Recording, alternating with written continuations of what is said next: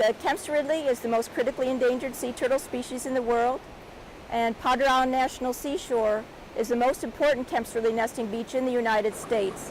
This species nests mostly in Mexico, but there's been an effort for over 30 years to try to increase nesting here at Padre Island National Seashore to form a secondary nesting colony as a safeguard against extinction.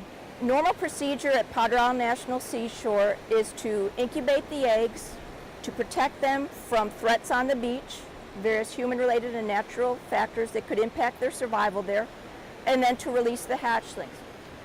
This year, there was concern because of the oil spill, and so the procedures were evaluated for what happens to hatchlings released all around the country.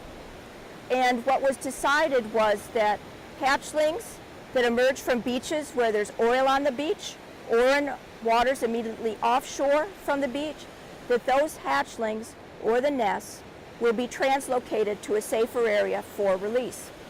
Whereas the other turtles that are emerging from beaches that are not oiled and do not have oil immediately offshore, those will be released as normal and allowed to go free. So at Padre Island National Seashore, the beaches on the Texas coast are not fouled with oil. We don't have water immediately offshore. We haven't had it this summer down in South Texas. So the hatchlings have been released as normal. Really 7,000 to 8,000 Kemp's ridley hatchlings have been released so far this year, and today we released 165. We work extremely hard to try to find the nests, to tend to the eggs to get as good a hatching success as possible, and then the final step that we're involved in is the release.